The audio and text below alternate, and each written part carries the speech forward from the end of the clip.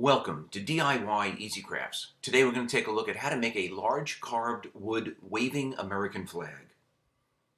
Now this particular flag is over 5 feet long, but you could make them up to 6 feet long using these same techniques.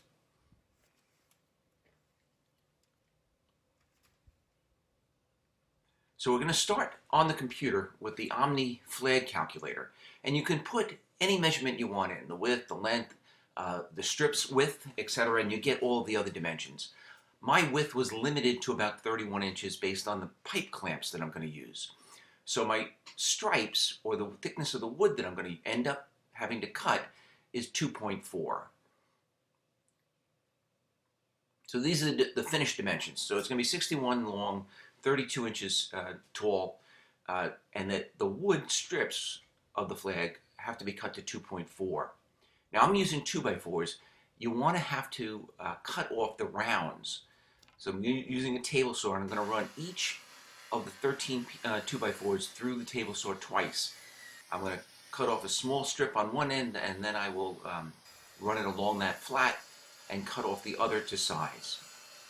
So I'm going to bring these down to 2.4.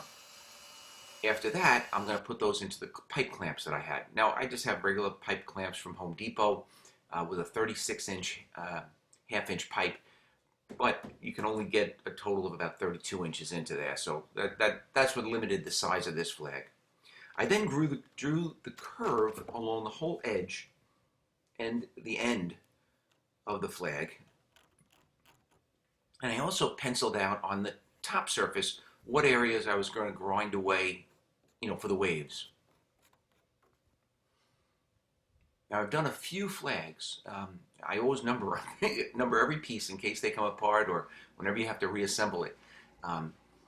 This was definitely the most time consuming. The others were all done out of finished lumber, 1x2s. So they did not require the use of a table saw. This is just a lot more wood to remove. I'm using an angle grinder with a wood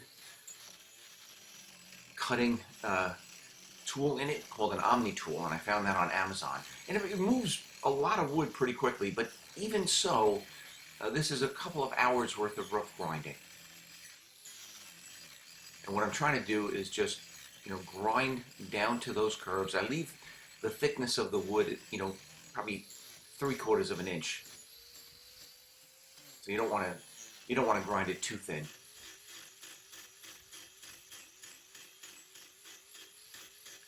And this leaves a very, very rough surface. I created a lot of sawdust.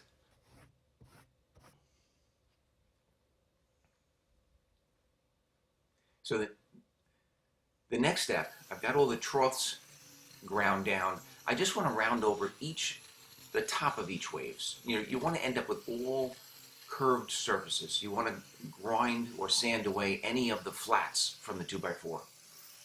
And then after that's done, I switch to a flap sanding wheel. And this is an 80 grit flap sanding wheel. And this process was a lot less time consuming. Still put another half hour or hour into it. And I'm just going to sand away or polish away all of those rough grind lines. It's a slow process of smoothing out the wood. You can see the area that was sanded with the flap sanding wheel compared to the surrounding areas that were done with that Omni tool.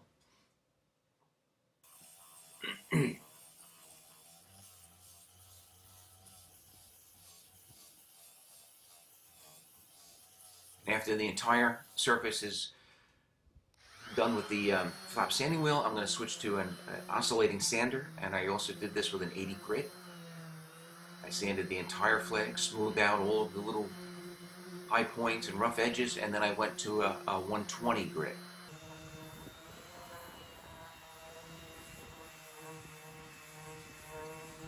So this thing ended up being, I like the way it looks. It's got all the curves look great, all the waves, but it weighs a ton. So it really has to be secured to the wall and together securely.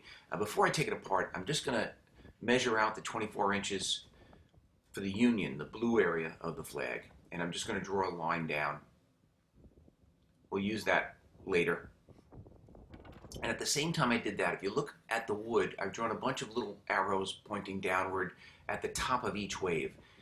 And they're offset a little bit. Those are the locations of each drill hole that I'm going to put. So I'm going to screw each of these boards together during the final assembly. And I wanted to mark where I could drill safely without splitting the wood or without, having to attempt to drill into the narrowest part of the wood. And I also, arrange those so that one screw wouldn't hit into the screw on the following piece.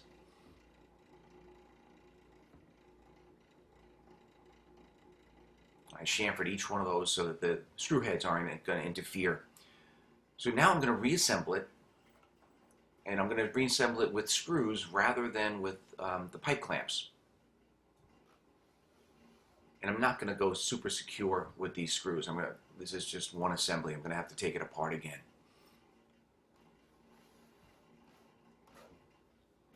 So now I quickly went over it with the flap sanding wheel. I cleaned up any of the rough edges. Sometimes when you put these back together, they don't line up perfectly. But now that the screws are in place, that's kind of going to be our guide for the next time. I used a torch, and I brought out some of the grain on each one of the troughs of the waves, just to highlight that low area. Then I disassembled the entire flag, and I separated the red stripes from the white stripes. So the top stripe is red, the bottom stripe is going to be red, and then they just alternate. I use a red wood stain. I started with a clear wood stain. I added a little bit of red oil-based paint to it. You could do this with paint if you wanted. I just prefer to see the wood grain. So I stained it, and then I let this dry overnight. At the same time, I did stain the white pieces, and again, you could paint those white or you could stain them. I just stained them with a clear stain. Then I'm going to use a exterior grade wood glue, and I'm going to start to assemble all of the stripes. I'm going to use those screws now, and I'm going to line up each screw with the pre-existing screw hole. So I can just finger turn them so that they start to grab, and that should give me as close to a perfect fit, as I could get, so that each one of those stripes kind of lines up perfectly. And then those screws will hold each piece together, or clamp each piece together, and then the wood glue is just going to add additional strength.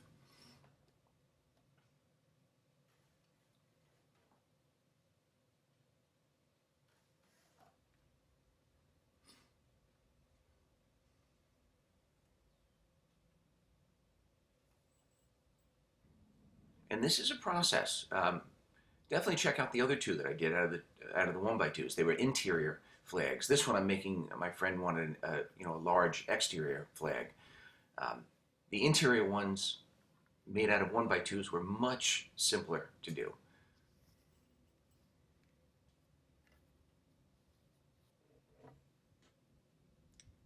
But for a little, for a few extra hours, you can end up with a large flag that ends up looking really nice.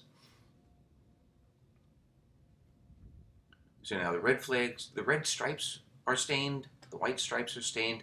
I added a couple of backer boards to it just for some additional strength, and then I drew out the curves all along the profile, and I'm just going to hit that or chamfer that back edge and give the illusion that the flag is only a ½ inch thick.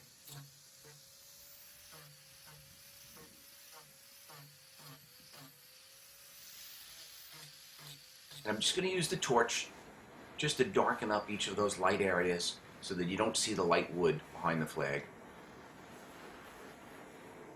You can do the same with black spray paint. I masked off the area of the union, and I used vinyl stars, self-adhesive vinyl stars, which I cut out on a vinyl cutting machine. But you can get vinyl stars on Etsy. You can buy a flag template, or you could spray paint white stars. There's a bunch of ways of doing the stars. A lot of people actually, draw them out, and then they use a little Dremel grinder to grind each star. I like this method. It's fairly simple. You just pull off each star, and it exposes the wood grain underneath, which is kind of what I like.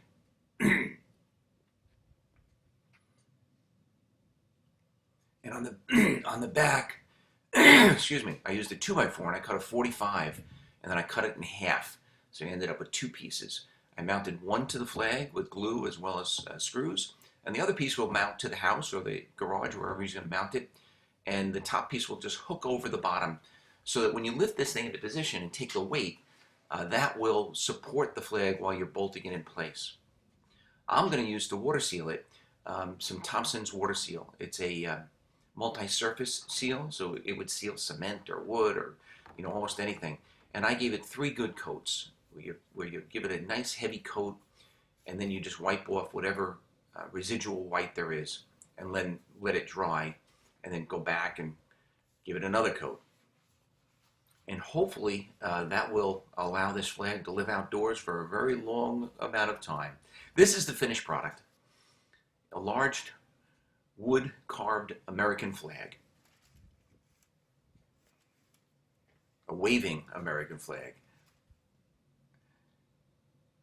Anyway, I hope you enjoyed the video. If you did, I ask that you please give it a thumbs up and subscribe to this YouTube channel.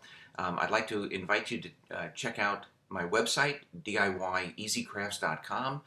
You'll find the other 2 flag builds on there, as well as a whole bunch of other patriotic themed do-it-yourself projects. Thank you very much for watching.